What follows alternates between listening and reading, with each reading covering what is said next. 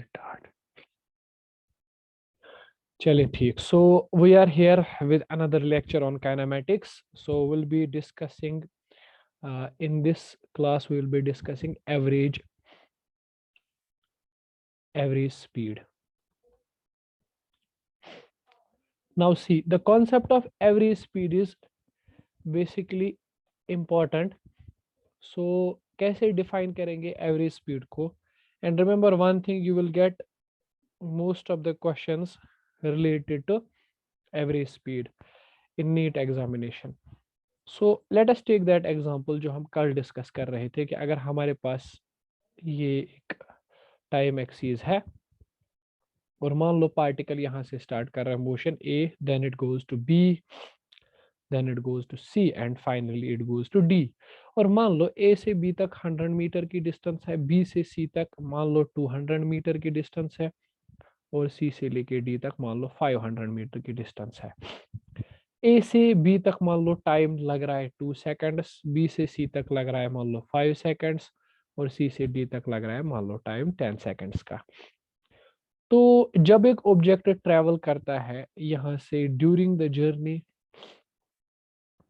Of object from A to D, देखते हैं speed क्या रहती है ए से लेके डी तक। देखिए बेटा, ए से लेके बी तक अगर हम जाए ना तो स्पीड होगी 100/2, दैट विल बी 50 मीटर पर सेकेंड। बी से लेके सी तक अगर जाएंगे तो स्पीड होगी 200/5, दैट इज 40 मीटर पर सेकेंड। और सी से डी तक अगर जाए तो स्पीड होगी 500/10 यानी 50 मीटर पर सेकेंड। तो स्पीड यहाँ पे क्या है? स्पीड यहाँ पे आप मान के चल सकते हैं कि एक वेरिएबल स्पीड है, कॉन्स्टेंट स्पीड नहीं है। इसके बारे में मैंने कल कहा था, it's a non uniform speed. Okay, so अगर एक पर्सन ट्रेवल कर रहा है फ्रॉम पॉइंट ए और सीधा पॉइंट ए से वो ट्रेवल करता हुआ जा रहा है पॉइंट डी तक, मान लीजिए ये पर्सन है ए, शाबाश, मान के चलो इसका नाम है एडम। और एडम ट्रेवल करते हुए चल रहा है, ट्रेवल करते हुए चल रहा है, ट्रेवल करते हुए चल रहा है और पहुंच गया पॉइंट डी पे। नाउ यू आस्क्ड एडम कि Adam tell me what was your speed during the journey. अब आपने क्या पूछ लिया, इसे आपने पूछा व्हाट वाज योर स्पीड, कि एडम भाई बता दो what was your speed during your journey. जब आप ए से लेके बी तक चले तो आपकी स्पीड कितनी थी। अब एडम आपको जवाब कैसे देगा कि मेरी स्पीड कितनी थी? तो एडम पहले अपने दिमाग में सोचेगा कि देखो यार, मेरी स्पीड जो थी वो कांस्टेंट तो थी नहीं कि मैं इसको एक स्पीड बोलूं। मेरी स्पीड जो थी इट वाज वेरिएबल। कभी मैं चल रहा था रोड पे और मेरी स्पीड 50 मीटर पर सेकंड थी, कभी मैं चल रहा था मेरी स्पीड 40 मीटर पर सेकंड थी और आखिर पर मेरी स्पीड फिर से 50 मीटर पर सेकंड हो गई। तो अब आपने जो सवाल पूछा है कि स्पीड कितनी थी ड्यूरिंग माय जर्नी, तो वो बेचारा कंफ्यूज होगा। वो बोलेगा देखो भाई, मेरी स्पीड कांस्टेंट नहीं थी, मेरी स्पीड तो वेरिएबल थी। थ्रू आउट माई जर्नी मेरी स्पीड बार बार चेंज हो गई। तो एडम ने जवाब देने का एक अनोखा तरीका सोचा। उसने कहा क्यों ना मैं आपको जवाब दे दूं एवरेज स्पीड कितनी थी मेरी, क्योंकि ड्यूरिंग द जर्नी उसकी स्पीड वेरिएबल थी। अब उसने सोचा कि एक काम करते हैं, आपको एक वेरिएबल स्पीड के बारे में इंफॉर्मेशन दे देते हैं, यानी मैं आपको बता दूं कि मेरी स्पीड कितनी थी ऑन एन एवरेज। तो एवरेज स्पीड कैसे डिफाइन होती है? एवरेज स्पीड ऐसे डिफाइन होती है, इट मींस डिस्टेंस ट्रेवल्ड, कितना टोटल डिस्टेंस ट्रेवल हुआ है divide by time taken, total time taken. तो एडम के लिए अगर आप इफ निकालोगे तो average speed of Adam it was, पहली डिस्टेंस कितनी थी 100, फिर 200, फिर 500। तो 100, 200, 500 divide by total time is 2 + 5 + 10, that is 700। और ये हो गया 800 divided by 17, this is metre, this is second. तो जब आप ये एवरेज स्पीड कैलकुलेट करोगे तो ये कितना आ जाएगा आपको? इट विल बी बेटा 800 डिवाइड बाय 17 करोगे तो 47.05 मीटर पर सेकंड। लेकिन तो एडम ने आपको बोला कि देखो भाई, आपके सवाल का सिंपल आंसर है कि मेरी स्पीड 47.0 मीटर पर सेकंड थी ड्यूरिंग द जर्नी। तो क्या इस जर्नी में कभी एडम की स्पीड 47 थी? नहीं, बल्कि एडम की स्पीड पहले तो 50 थी, फिर 40, फिर अगेन 50। उसकी स्पीड कभी 47 थी ही नहीं। लेकिन एडम जो बता रहा है वो क्या बता रहा है? वो आपको एक्चुअल स्पीड नहीं बोल रहा है बेटा, वो आपको बोल रहा है एवरेज स्पीड। वो आपको अपनी एवरेज स्पीड बोल रहा है। ठीक, आपने पूछा था ना कि उसकी स्पीड कितनी है जर्नी में, तो एडम की स्पीड वेरिएबल थी। अब उसने बताने का ये तरीका निकाला कि उसने बोला कि मैं आपको एवरेज स्पीड के बारे में इंफॉर्मेशन दे देता हूं। तो what is average speed? Average speed is simply total distance travelled divide by total time taken. ठीक है ना? तो एवरेज स्पीड के बारे में याद रखोगे कि ये रियल स्पीड हो भी सकती है या नहीं भी हो सकती है। So let us drew some conclusions from here. यहां से कुछ कंक्लूजन्स ड्रॉ करते हैं बेटा। और कंक्लूजन क्या है? वो ये है कि when the speed of object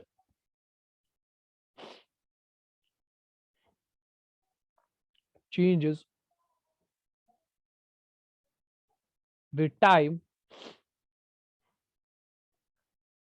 it is better to define the average speed. It is better to define the average speed. जब क्या होगा? ऑब्जेक्ट की स्पीड बार बार चेंज हो रही होगी। और एवरेज स्पीड को डिफाइन कैसे करेंगे? Average speed is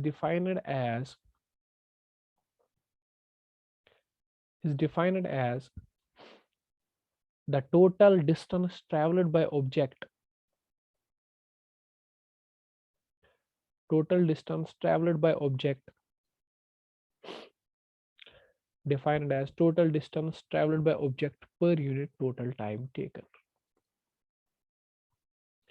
per unit total time taken. ठीक है, कि एक जर्नी में कितनी डिस्टेंस टोटल में ट्रेवल हुई है, डिवाइड करेंगे कितनी टोटल में टाइम लगा है। ठीक है, मान लो कि ये जर्नी है, ये टाइम एक्सीस है। ठीक है ना? इस टाइम एक्सीस पे क्या मैं कह रहा हूँ कि पार्टिकल ऑब्जेक्ट पॉइंट ए से जा रहा है पॉइंट बी तक, और ये डिस्टेंस S1 है और इसको कवर करने में टाइम लगता है T1।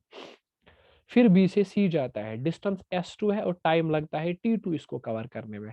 फिर डी तक जाता है, डिस्टेंस बेटा सी से लेके डी तक S3 है और टाइम लगता है D3। Dash dash dash. समझिए मेरी बात? तो आप कैसे डिफाइन करोगे एवरेज स्पीड? तो आप बोलोगे average speed is total distance, मतलब total distance is S1 plus S2 plus S3 plus S4 plus dash dash up to Sn divide by total time taken, that is बेटा T1 plus T2 plus T3 plus T4 dash dash dash up to Tn. So you can take summation of Si divided by summation of Ti, where I goes from 1 to n, I goes from 1 to n. So ये जो है ना, ये average speed है। ठीक है कि नहीं? This is how we define average speed. ठीक, मतलब जब ऑब्जेक्ट की स्पीड बार बार चेंज होती हो तो आप क्या करेंगे? उस टाइम पे एक एवरेज स्पीड को डिफाइन कर देंगे कि टोटल डिस्टेंस कितनी ट्रेवल हुई, टोटल टाइम कितना लगा। ठीक है? अच्छा, इसके बारे में खास बात कि जो एवरेज स्पीड आपको बताई जा रही है, average speed of the object may be the real speed और मे नॉट बी। अभी एडम वाली एग्जांपल लेके चलो। एडम ने आपको स्पीड बोली 45, लेकिन क्या उसकी स्पीड कभी 45 थी? नहीं ना। तो मतलब जो एवरेज स्पीड आपको बोली जा रही है, हो सकता है कि ऑब्जेक्ट के पास वो स्पीड हो, या हो सकता है कि ऑब्जेक्ट के पास वो स्पीड कभी हो ही ना। ये क्या है? ये तो बस ये देखा जा रहा है कि टोटल डिस्टेंस आपने कितनी ट्रेवल की है और टोटल टाइम कितना है। मतलब जितनी भी स्पीड्स बॉडी के पास थी, ये उन सारी स्पीड्स का एक एवरेज लिया जा रहा है। Hope you understood this concept. Okay, so total distance traveled divided by total time taken, that's average. Now, अब जरा ध्यान रखो। देखो, इसको कैसे हम देखेंगे, थोड़ा सा आपको ध्यान रखना पड़ेगा। देखिए, मान लीजिए कि हम दो केसेस ले रहे हैं। यहाँ पे हम टाइम एक्सिस बना रहे हैं और यहाँ पे भी टाइम एक्सिस बना रहे हैं। अच्छे से समझिएगा। अच्छा, चलिए पहले एक का सॉल्व कर लेते हैं। टाइम एक्सिस बना रहा मैं यहाँ पे। मैंने कहा ये पॉइंट ए है, ये पॉइंट बी है, and this is point C. यहां से यहाँ डिस्टेंस s1 है, यहां से यहाँ डिस्टेंस s2 है, यहां से यहाँ टाइम t1 है, यहां से यहाँ टाइम t2 है। और मान के चलो कि ऑब्जेक्ट क्या कर रहा है, when object travels equal distances. मान लो ऑब्जेक्ट ट्रेवल कर रहा है equal distances in unequal intervals of time, unequal intervals of time. मान के चलो कि ऑब्जेक्ट क्या कर रहा है, इक्वल डिस्टेंसेस ट्रेवल कर रहा है। मतलब ये कि जितनी डिस्टेंस ए से लेके बी तक है उतनी ही डिस्टेंस बी से लेके सी तक है। मतलब s1 और s2 बराबर है, that is equal to s। मतलब ये मान के चलो कि ये जो डिस्टेंस है ये भी s है और ये वाली जो डिस्टेंस है ये भी s है। मतलब ऑब्जेक्ट को क्या करना है, इक्वल डिस्टेंसेस ट्रेवल करनी है इन अनइक्वल इंटरवल्स ऑफ टाइम। ठीक है, अनइक्वल इंटरवल्स ऑफ टाइम मतलब t1 is not equal to t2। चले तो एवरेज को कैसे डिफाइन करेंगे, मुझे बताइए बेटा। ए से लेके बी तक अगर मैं देखूं, मान के चलो कि स्पीड v1 है, मतलब मैं बोल रहा हूं ए से लेके बी तक मान लीजिए स्पीड v1 है और बी से लेके सी तक मान लीजिए स्पीड v2 है। ओके, तो v1 किसके बराबर आएगा, it will be s1 divided by t1। ठीक, मतलब मैं लिख सकता हूं s1 is equal to v1 into t1। मतलब s1 के बदले हम लिख सकते हैं, या ऐसे करते हैं, एक second let me do it this way. एक काम करते हैं, हम t1 का वैल्यू निकालते हैं। t1 will be simply s1 divided by v1। या मैं कह सकता हूं t1 is equal to s1 को किसके बराबर मैंने लिखा हुआ है, s के बराबर, तो it will be s divided by v1। चले, ये हो गया। कहां से कहां, जब हम a से चले b तक। चले अब मुझे बताइए, अगर मैं b से जाऊंगा c तक, स्पीड कितनी है बेटा v2, दैट इज डिस्टेंस कितनी है s2 डिवाइड बाई टाइम कितना है t2। तो मैं निकाल सकता हूं t2 that is s2 by v2। चलिए, तो t2 में निकाल सकता हूं, s2 के बदले क्या लिखेंगे, s डिवाइड बाई v2। ये मुझे निकला t2 का वैल्यू। सो एवरेज स्पीड किसके बराबर निकलेगी इस वाले केस में। एवरेज स्पीड कैसे निकालेंगे, average speed that is sir s1 plus s2 divided by t1 plus t2।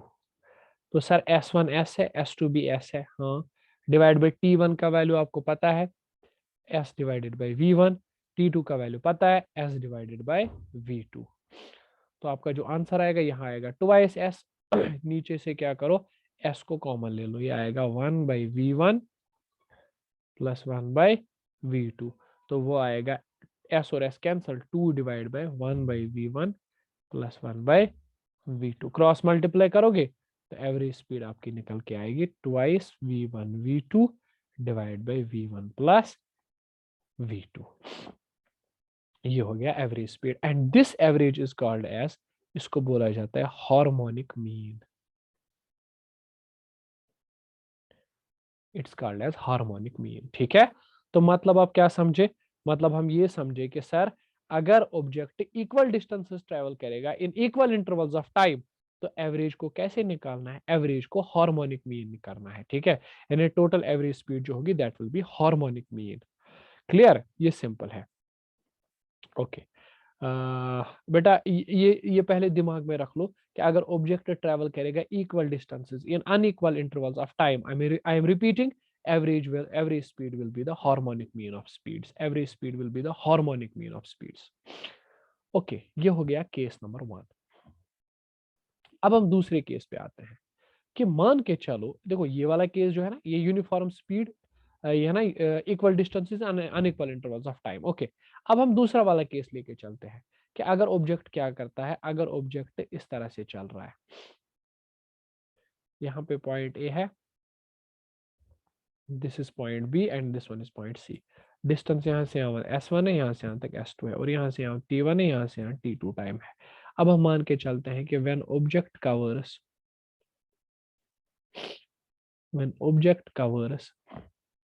unequal distances in equal intervals of time। दूसरा वाला केस है कि अगर ऑब्जेक्ट क्या कर रहा है, अगर ऑब्जेक्ट अनइक्वल डिस्टेंसेस ट्रेवल कर रहा है in equal intervals of time. मतलब हम यहाँ पे केस ले रहे हैं कि t1 is equal to t2 and that is equal to t, while as s1 is not equal to s2। Distance travel हो रही है, distances are not equal, but time taken to cover the distances are equal. मतलब यहाँ से यहाँ जो time t लग रहा है, यहाँ से यहाँ पे भी टाइम t ही लग रहा है, ठीक है। और अभी की तरह एजम्पशन मान के चलो कि यहाँ पे स्पीड v1 है a से लेके b तक, और b से लेके स्पीड है c तक v2। तो मुझे बताइए, जब ऑब्जेक्ट a से b चलेगा, स्पीड कितनी है बेटा v1, that will be simply s1 by t1, ठीक है ना। तो s1 will be simply v into t1, यानी मैं लिख सकता हूँ s1 is equal to v1 into t1 के बदले में t लिख सकता हूँ। और जब मैं यही फॉर्मूला लगाऊंगा b से लेके c तक, तो मैं लिख सकता हूँ कि v2 that is equal to s2 by t2, और s2 will be v2 into t2। तो s2 will be v2 into t2 के बदले t। सो एवरेज स्पीड किसके बराबर आएगी इस वाले केस में? एवरेज स्पीड अगर आप देखोगे, average speed will B s1 plus s2 divide by t1 plus t2। अब s1 का वैल्यू है आपके पास v1 इंटू टी, s2 का वैल्यू भी है v2 into t, divide by time है t प्लस t। तो average speed will be equal to t common निकलेगा, that will be v1 plus v2 divide by twice t और t गया, तो average speed will be v1 plus v2 whole divide by 2। मतलब ये कि जो average speed होगी that will be simply the arithmetic mean, है ना। तो ये जो आप फॉर्मूला देख रहे हैं लास्ट पे, ये क्या है? दिस इज अर्थमेटिक मीन, है ना। तो याद रखोगे कि जब ऑब्जेक्ट करेगा travel equal unequal distances in equal intervals of time, उस टाइम पे जो मीन होगा एवरेजेस का, that will B arithmetic mean of averages, arithmetic mean of speeds, ठीक है, सिंपल। ओके, अब हमारे पास, तो चलिए पहले क्या करते हैं ना, पहले एक कंक्लूजन लिखते हैं, जो भी कंक्लूजन हमने ड्रॉ किए अभी तक उन कंक्लूजन को एक टेबल में समराइज करते हैं as usual. Okay, so we are here with a table. इस टेबल में हम लोग कुछ कंक्लूजन लिखने वाले हैं। चलो देखो कंक्लूजन क्या क्या होगा। थोड़ा सा इसको नीचे लेके आते हैं यहाँ पे। ओके,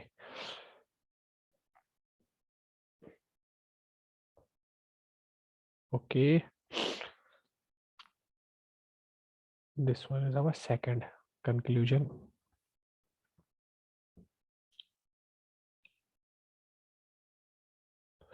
चलिए देख लीजिए इस कंक्लूजन टेबल को हम फुलफिल कैसे करने वाले हैं। सबसे पहले, अगर ऑब्जेक्ट कवर करेगा equal distances,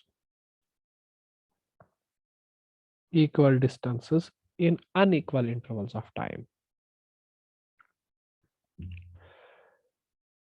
equal distances in unequal intervals of time, तो उस टाइम पे जो एवरेज होगा that will be twice v1 v2 divide by v1 plus v2। मतलब ये जो एवरेज होगा it will be harmonic, harmonic mean simple. और अगर ऑब्जेक्ट करेगा काम अनइक्वल डिस्टेंसेस को ट्रेवल करेगा, इक्वल नहीं अनइक्वल डिस्टेंसेस को ट्रेवल करेगा in equal intervals of time,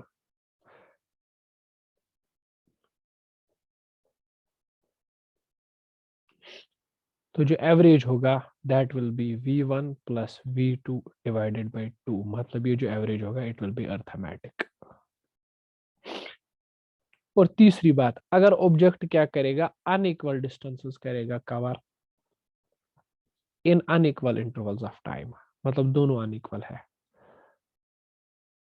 unequal intervals of time, तो उस टाइम पे क्या होगा, एवरेज सिंपली आपको निकालना है उस टाइम पे s1 plus s2 divide by t1 plus t2, usual formula से निकालना है, ठीक है। जैसे एक एग्जांपल कोड करते हैं, सिंपल सी एग्जांपल है कि एक ऑब्जेक्ट है, पॉइंट ए से जा रहा है पॉइंट बी तक, ठीक है ना। देखो ये मतलब मान लो एक पर्सन है, यही एडम है आपका, चल रहा है, इसकी स्पीड है 10 मीटर पर सेकंड।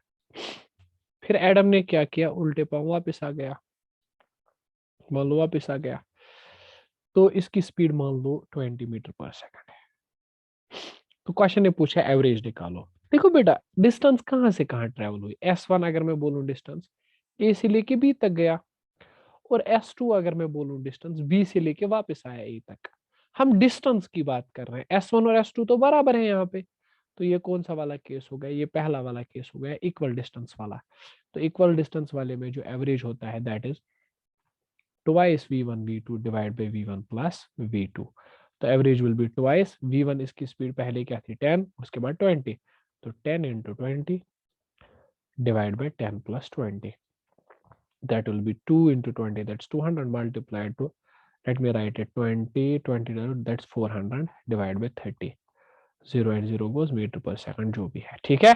मतलब देखो what most of the people do, वो एवरेज निकालते हैं 10 प्लस 20 डिवाइड बाई 2 15। नहीं, ऐसा नहीं है, आपको देखना है कि कौन सा वाला केस दोनों में से है, ठीक है ना। इक्वल डिस्टेंस वाला है कि इक्वल टाइम वाला है। इक्वल डिस्टेंस वाला है तो हार्मोनिक मीन आएगा, और इक्वल टाइम वाला है तो अर्थमेटिक मीन आएगा।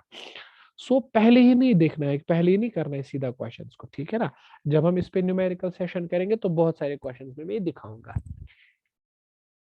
चले, फिलहाल हम लोग आगे बढ़ते हैं, ठीक है ना। तो फिलहाल हमारे पास नया कॉन्सेप्ट है, this is fourth concept and it is called as instantaneous speed.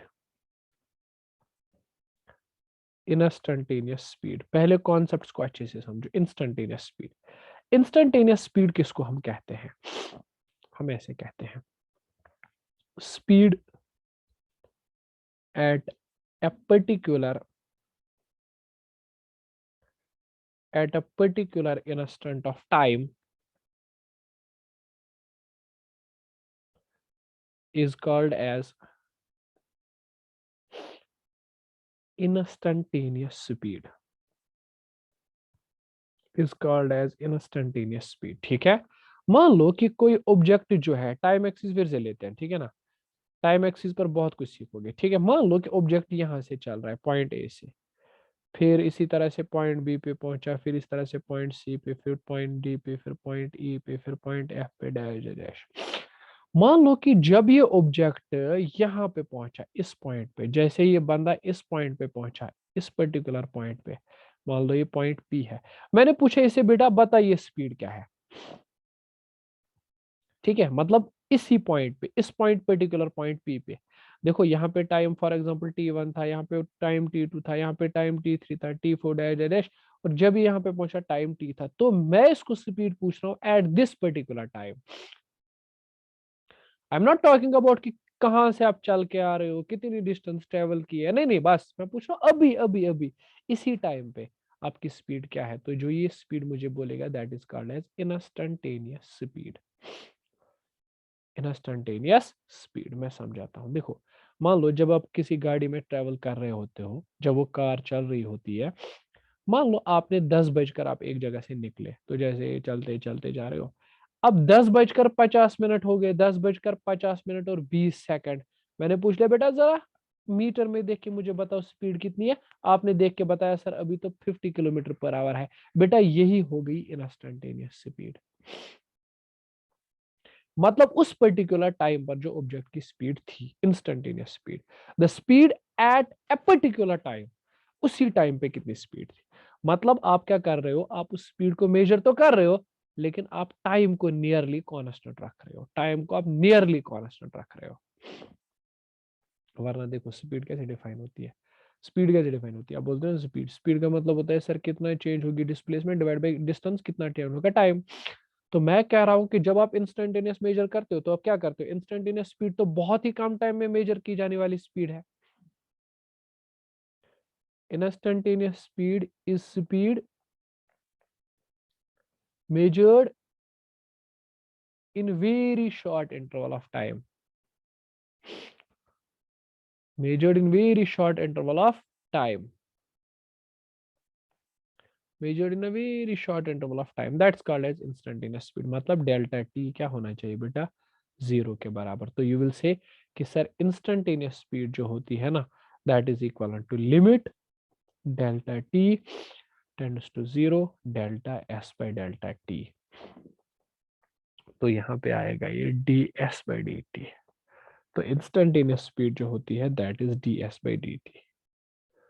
ठीक है, ds/dt the derivative of displacement, you have to remember this. Okay, यानी एक पर्टिकुलर इंस्टेंट पे जब आप स्पीड कैलकुलेट करोगे that is called as instantaneous speed.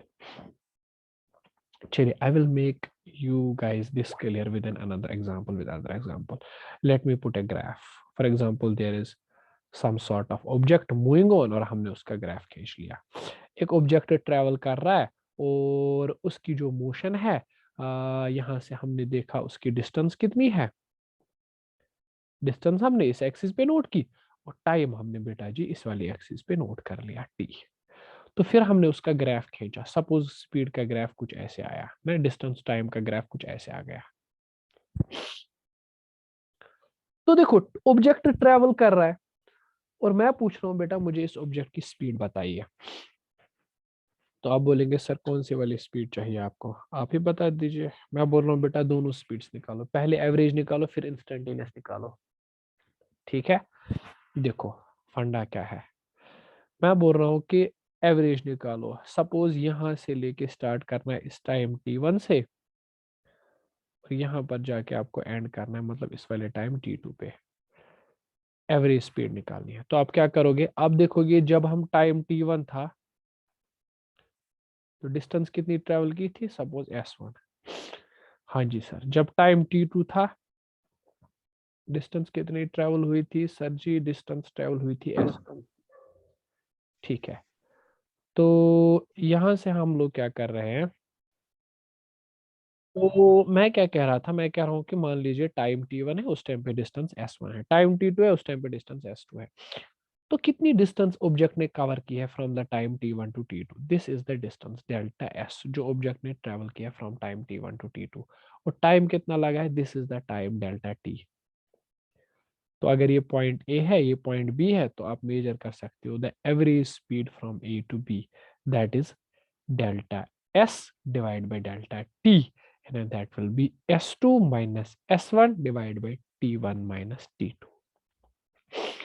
This is simple, ठीक है ना। और ये कैसे मेजर की जा सकती है, ये बहुत ही सिंपल है मेजर करना इसका। ठीक है ना, यहाँ से यहाँ तक आप एक सीकेंड डाल सकते हो। ठीक है, और इसी सीकेंड का आप स्लोप निकाल सकते हो। ठीक है ना, इसी सीकेंड का यहाँ पे थीटा करके आप स्लोप निकाल सकते हो। ठीक, ये होगा tan ऑफ दिस थीटा। ठीक है, मतलब the average speed is simply the slope of distance time graph. ठीक है, इस पे तो और भी बातें होंगी लेकिन बस अभी समझो सिंपल, इस पे हम बाद में भी आएंगे, डिस्टेंस टाइम ग्राफ का स्लोप। ठीक है, लेकिन अगर मैं आपसे कहूं कि बेटा एवरेज नहीं बल्कि इंस्टेंटेनियस निकालना है तो आप बोलोगे सर इंस्टेंटेनियस का मतलब ये है कि किसी एक पर्टिकुलर पॉइंट पे जाके स्पीड निकालनी है।